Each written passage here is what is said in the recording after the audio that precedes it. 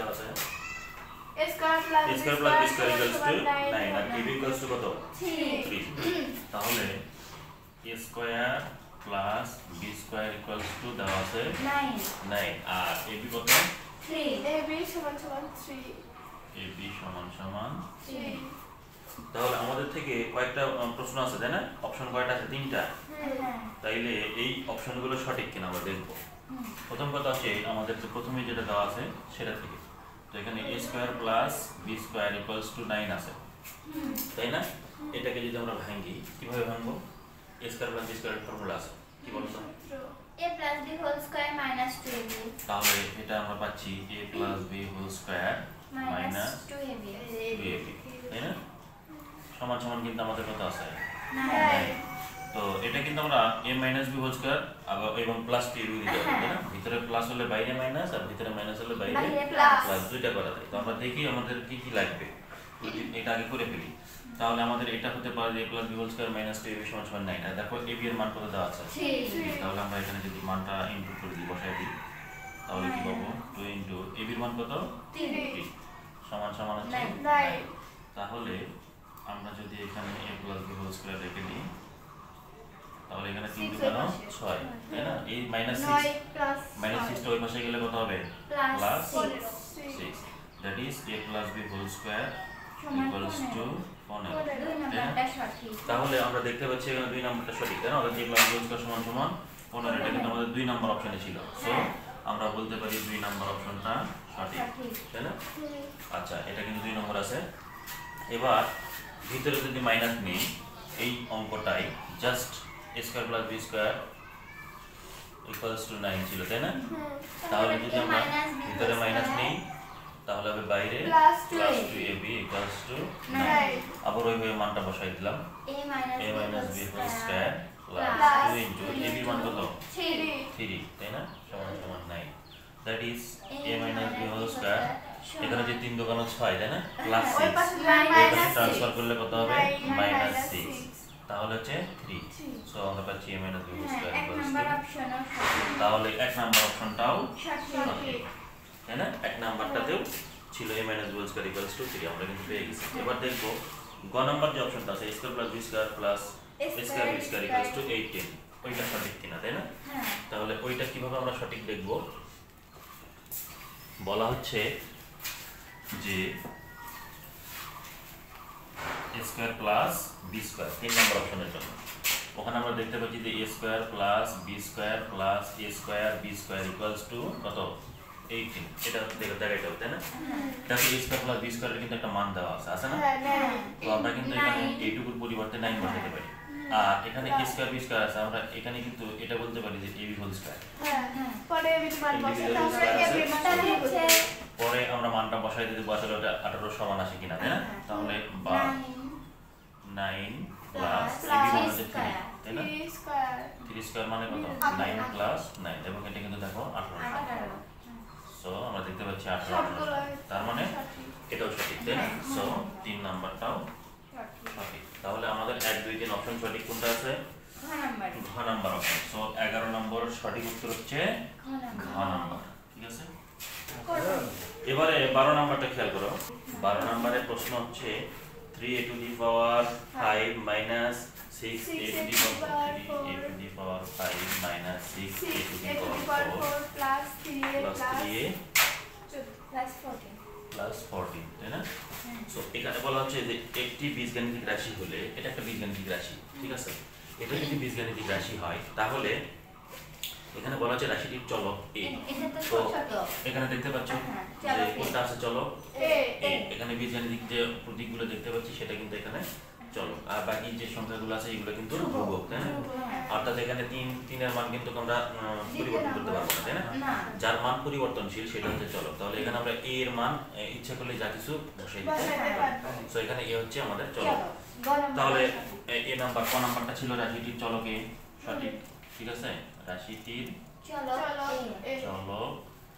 a সত্য 2 number অপশনটাতে কি দেওয়া ছিল রাশিটির মাত্রা 5 বলো তো এটা সঠিক কিনা কি রে রাশিটির মাত্রা 5 মাত্রা যেটা মাত্রা সেটাই ঘাত সেটাই হচ্ছে পাওয়ার। হ্যাঁ তাহলে এই রাশিটির সর্বোচ্চ যে ঘাত সেটাই হচ্ছে তার মাত্রা। তাহলে এই রাশির মধ্যে সর্বোচ্চ ঘাত কত? সর্বোচ্চ ঘাত আমরা দেখতে পাচ্ছি এখানে এর ঘাত 1, এখানে এর ঘাত 4 এবং এখানে এর ঘাত হচ্ছে 5। সো এই রাশিটির মাত্রা কত? 5। এটা সঠিক। এটা সঠিক। 3 এবার নাম্বারও সঠিক। 3 নম্বর অপশন আছে a টু দি পাওয়ার 4 এর সহগ। দেখো a টু দি পাওয়ার 4 কোথায়? এই যে a টু দি পাওয়ার 4, ঠিক আছে? a টু দি পাওয়ার 4 এর সঙ্গে যে সাংখ্য সহগ মানে সংখ্যাটা আছে সেটা কত? 6। শুধু 6 না কিন্তু আমাদের এখানে আছে -6। তো এই পুরোটাই তার সাংখ্য সহগ, ঠিক আছে? তাহলে 3 নাম্বারটা হচ্ছে যে a টু দি পাওয়ার 4 এর সহগ কত? 6 শুধু 6 না, এটা সহগ হবে -6, কিন্তু আমাদের বইতে দেওয়া আছে কত? 6। সো আমরা বুঝতে পারছি যে 3 নম্বর অপশনটা সঠিক নয়, কারণ এখানে আমাদের a টু দি পাওয়ার 4 এর সহগ হচ্ছে -6, ঠিক আছে? সো আমরা কি পেলাম? 1 এবং 2 সঠিক। এটা কোন নম্বরে আছে? ক। সো এখানকার সঠিক উত্তর হচ্ছে ক, 1, 2। তোমরা এইভাবে সলভ করে করে অ্যানসারগুলো এবং এটা দ্রুত গতিতে করতে হবে, ঠিক আছে? তাহলে এটা করতে গেলে তোমাকে বেশি বেশি করে প্র্যাকটিস করা লাগবে আর অঙ্কের নিয়মগুলো জানতে হবে। সো তখন জানবা যখন রেগুলার প্র্যাকটিসের মধ্যে থাকবে তখন যদি জানতে পারবে। এবার আসো 13 নাম্বারটা, আমরা 13 নম্বরে চলে যাচ্ছি। দেখো 13 নম্বরে আমাদের কি দেওয়া আছে? p³ - 13 নাম্বার আসলে এটাকে আমাদের কি করতে হবে? উৎপাদকে বিশ্লেষণ করতে হবে। আছে কি p³ - 1/64 কি হতে পারে? আমরা দেখতে পাচ্ছি এটা একটা ঘন, তাই না? এবং এখানে কি 64 কিন্তু একটা ঘন সংখ্যা। ঘন কাকে বলে? কোন সংখ্যাকে যখন ওই সংখ্যা দ্বারা পরপর গুণ করা হয় 3 বার, তাই না? বর্গ ছিল কি কোন সংখ্যাকে ওই সংখ্যা দ্বারা গুণ করলে যা পাওয়া যায় গুণফল সেটা হচ্ছে বর্গ। তাহলে কোন একটি সংখ্যাকে পরপর 3 বার গুণ করলে যেটা পাওয়া যায় সেটা হচ্ছে ওই সংখ্যা ঘন। তাহলে যেমন হচ্ছে 1 গুণন 1 গুণন 1 মানে হচ্ছে 1, এটা হচ্ছে 1 এর ঘন। সো যদি 2 হয় তাহলে 2 গুণন 2 গুণন 2 মানে হচ্ছে 2 2 4 4 2 8, তাই না? এটাকে আমরা কিন্তু এভাবে বলতে পারতাম 2³ 8। তেমনি 3 গুণন 3 গুণন 3 তাহলে হচ্ছে কত? 27। এবং এটাকে কিন্তু আমরা এভাবে লিখতে পারি 3³ যা 27। এগুলো কিন্তু তাহলে প্রথম ঘন সংখ্যা হচ্ছে 1, পরের ঘন সংখ্যা 8, তারপরের ঘন সংখ্যা 27, পরের ঘন সংখ্যা কত? 64, তাই না? 64। দেখো তাহলে এটা কিন্তু একটা ঘন সংখ্যা। সো এটাকে আমরা কিউব আকারে লিখতে পারি। তাহলে কিভাবে লিখবো? যে p³ - যেমন এটা 4 গুণন 4 দ্যাট ইজ 64 মানে আমরা 4³ লিখতে পারি, তাই না? সো 1 ডিভাইডেড বাই আমরা কিন্তু 4, এটা 4 এর উপরে কিউব, আবার 1 কিন্তু 1 এর উপরে কিউব দিয়ে লেখা যায়। সো দুইটার উপর যদি আমি কিউব লিখতাম তাহলে কি হতো? আলাদা আলাদা কিউব থাকতো। আমি কিন্তু একবারে whole to the power cube দিতে পারি, তার মানে দুইটার উপরেই কিউব, তাই না? সো এখান থেকে আমরা বুঝতে পারছি এটা a³ - b³ আছে। a³ - b³ এর ফর্মুলা আছে, তাই না? কোনটা? a³ - b³ আমরা এই উৎপাদকে বিশ্লেষণ করি।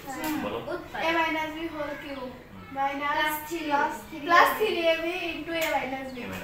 Thank you. এটা কিন্তু একটা ফর্মুলা, কিন্তু এটা কিন্তু আমাদের এখানে ব্যবহার করব না। দেখো a³ - b³ ইকুয়ালস টু তোমরা যেটা বললা যে a - b whole cube plus 3ab into এটা কিন্তু ফর্মুলা সঠিক আছে, কিন্তু এটা এইখানে আমরা ব্যবহার করব না, কারণ এটা আমরা উৎপাদক বলা হচ্ছে রাশিটির উৎপাদক কত কত, তাই না? তো উৎপাদক বের করতে গেলে আমাদের উৎপাদকে বিশ্লেষণের সূত্র লাগবে। সো এটার উৎপাদকে বিশ্লেষণের সূত্রটা এরকম ছিল কি যে a - b into a square minus a ab square plus plus ab plus b square. সূত্রগুলো কিন্তু মুখস্থ করতে হবে, সূত্রগুলো মুখস্থ করতে হবে। সো a³ - b³ সমান হলে তো a - b whole cube plus 3ab into a minus b। ঠিক আছে? আর a³ - b³ সমান সমান লাগালে a - b। সূত্র কিন্তু দুটোই সঠিক। তাহলে আমরা জানি একটা এটা হচ্ছে মান নির্ণয়ের আর এটা হচ্ছে উৎপাদকের। সো আমরা এখন কোনটা গ্রহণ করব? এটা আমি চেক সো এখানে আমরা যদি লিখি এখন a - b, a বলতে আমরা বুঝতে পারছি এখানে b, তাহলে a - b কত? 1 ডিভাইডেড বাই 4, 1 ডিভাইডেড বাই 4, তাহলে a - b into a square, তাই না? আমরা যদি a স্কয়ার বলি তাহলে b square minus ab, a মানে হচ্ছে sorry plus a square plus ab plus b square b square. So কি হচ্ছে? সেকেন্ড ব্র্যাকেট তাহলে square plus ab plus b square এই ক্যালকুলেশনগুলো এখন করে দেব কত আসবে p - 1/4 তারপরে স্কয়ার এখানে p এর নিচে মনে মনে কত আছে 1 আছে সো p টা উপরে গুণ হবে সো p এবং 1 গুণ করলে আমরা পাচ্ছি p divided by 4 then plus 1 divided by 4 4 16 তাহলে আমরা এখানে কয়টা উৎপাদক পাইছি দুইটা আমাদের অপশন আছে তিনটা তাই না হ্যাঁ তিনটা অপশনের মধ্যে অবশ্যই তিনটা হবে না না, আমরা দেখব দুইটা। কোন দুইটা আছে দেখবা যে এইটা কোনটা ছিল এটা এক নম্বরে এটা এক নম্বরে ছিল আর এটা কোনটা ছিল তিন নম্বরে। তিন নম্বর সো আমাদের 1 এবং 3 সঠিক উত্তর এটা কোন অপশনে আছে 6 নাম্বার অপশন 6 নাম্বার অপশন আছে সো আমরা এটা উত্তর দেব 6 নাম্বার